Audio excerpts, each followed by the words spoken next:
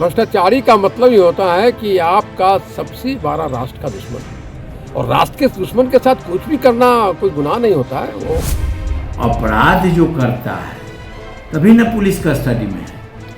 उसका इतिहास तो पहले से गड़बड़ था।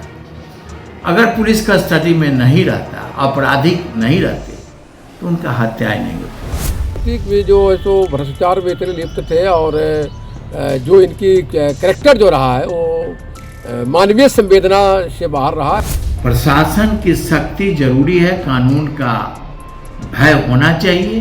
कोई भी व्यक्ति हो, ऊंचा से ऊंचा हो या नीचे से नीचे हो, तब जाके ये भय का वातावरण होगा और ये क्राइम खत्म होगा। यूपी मॉडल्स में जिस तरह से अतीक के साथ क्या हुआ, जिस तरह की हत्या हुई, क्या उस तरह की यूपी मॉडल्स को बिहार में भी दोहराना जाना चाहते थे? क्या कहना चाहते हैं? हमारे साथ इस वक्त जुड़ चुके हैं मानवाधिकार के अशोक कुमार देशभक्त। मैं उनसे जानने की कोशिश करूंगा कि किस तरह की इस पे होनी चाहिए। देखिए, अतीक का जो मामला है वो प्रोटोकॉल का मामला है। प्रोटोकॉल में जो गड़बड़ियाँ हुई है, अनियमितता जो आई है, उसके कारण जो घटना घटी है उसकी न्यायिक जांच होगी, सारी बात सामने आ जाएगी।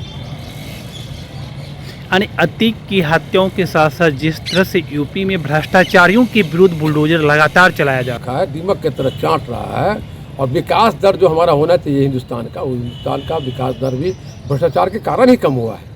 तो जो नहीं, बिल्कुल अतीक और भ्रष्टाचार को किस तरह से आप देख रहे हैं? देखिए, अतीक भी जो है सो भ्रष्टाचार में इतने लिप्त थे, और जो इनकी कैरेक्टर जो रहा है वो मानवीय संवेदना से बाहर रहा है। और हमारा भारतीय संविधान और भारत का जो नागरिक, हमारा जो भारत जो हमारा करुणामयी जो हमारा संविधान है, और जो करुणामयी हमारा जो राष्ट्र के लोग हैं, नागरिक जो हैं, उन पर अत्याचार ही हुआ। और अत्याचार के तरह हम कह सकते हैं कि अत्याचार का अतीक पर जिस तरह से पहले 1-2 साल पहले भी उसके पे बुलडोजर चलाया गया था, क्या वह मॉडल फिर से एक बार बिहार के भ्रष्टाचारियों पर चलाना चाहिए क्या?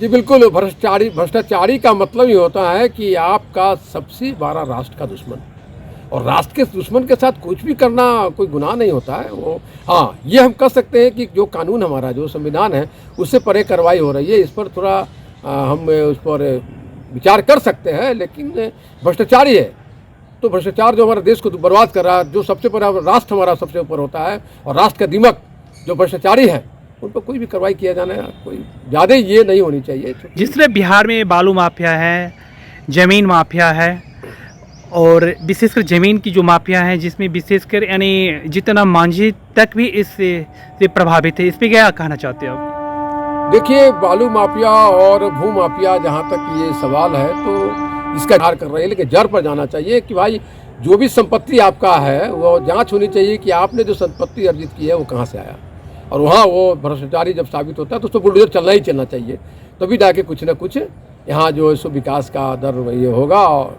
बढ़ेगा, और लोग भी यहाँ जो भय नहीं, बिल्कुल ये कहना चाहते हैं कि जिस तरह से यूपी में भ्रष्टाचारी पर बुलडोजर चलाया जा रहा है, क्या उस बुलडोजर को आप समर्थन करते हैं बिहार में? बिल्कुल बिल्कुल बिल्कुल। भ्रष्टाचारी, मैंने कहा ना कि भ्रष्टाचार पूरे देश को बर्बाद कर।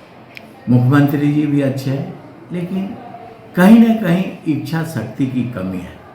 अपराध जो करता है तभी न पुलिस कस्टडी में है। उसका इतिहास तो पहले से गड़बड़ था।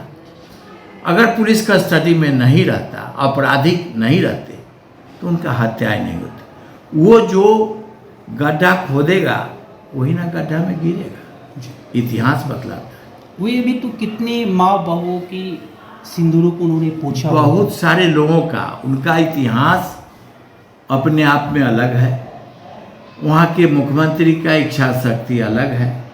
बिहार के मुख्यमंत्री या डीजीपी का इच्छा शक्ति अगर उस ढंग से हो तो बहुत मामले में जो माफिया लोग हैं, भू माफिया या अन्य बहुत सारे माफिया हैं, उन पर अभी अंकुश लग सकता है। आप देखिए, शराबबंदी में और शराब माफिया, भू माफिया, कभी बालू माफिया, तरह तरह से हो रहा है। अभी नया में अभी देखे कि 300 ट्रक लेके वो ट्रांसपोर्ट माफिया। तो इस सब पर अंकुश लगाने की ज़रूरत है प्रशासन को, सरकार के स्तर से इच्छा शक्ति की ज़रूरत है, और कहीं भी काम अच्छा होगा तो जनता उनके साथ रहे। क्या यूपी की तरफ बुलडोजर्स वाली जो गवर्नमेंट है यह बिहार में भी लागू होनी चाहिए, उसको इस बुलडोजर प्रयोजन को नीतीश सरकार ने भी विरोध किए हैं। क्या बिहार की सरकार में भी कोर्ट में भी इस तरह की हत्या हुई थी? तो क्या यहाँ बुलडोजर्स चलाना, इस तरह की हत्याएं करना क्या बेईमानी साबित होगा, या फिर जो यूपी का जो बुलडोजर्स हैं इस तरह के प्रशासन को मुजफ्फरपुर में और बिहार में भी लागू कितना तक सही है? देखिए, यहाँ तक याद है, सुरक्षा के घेरे में आरा या बक्सर में क्रिमिनल का हत्या हुआ। ये अलग बात है, लोग भूल गए, इतिहास पन्ने पर चले गए, लेकिन सुरक्षा क्रिमिनल होता है। और यहाँ भी पेपर में आया था, या मुजफ्फरपुर का ले लीजिए, अभी बुलडोजर से तो कई एक मकान तोड़ा गया है जो अवैध सरकारी ज़मीन पर बना हुआ है। तो ये प्रशासन की इच्छा शक्ति के ऊपर है, और उस पर कहीं अंकुश न लगे, राजनीतिक कोई भी पक्ष हो या विपक्ष हो, ऐसे स्थिति में साथ देना चाहिए। नहीं तो धीरे धीरे ऐसा स्थिति हो जाएगा जो कंट्रोल से बाहर हो जाएगा। आप कितना प्रशासन के पुलिस ऑफिसर को बहाल कीजिएगा, कितने लोगों को? इसमें प्रशासन की शक्ति जरूरी है, कानून का भय होना चाहिए। कोई भी व्यक्ति हो, ऊंचा से ऊंचा हो या नीचे से नीचे हो, तब जाके ये भय का वातावरण होगा और ये क्राइम खत्म होगा। बिहार के शहाबुद्दीन से लेकर यूपी के अतीक तक कि जिस तरह से खात्मा किया गया है,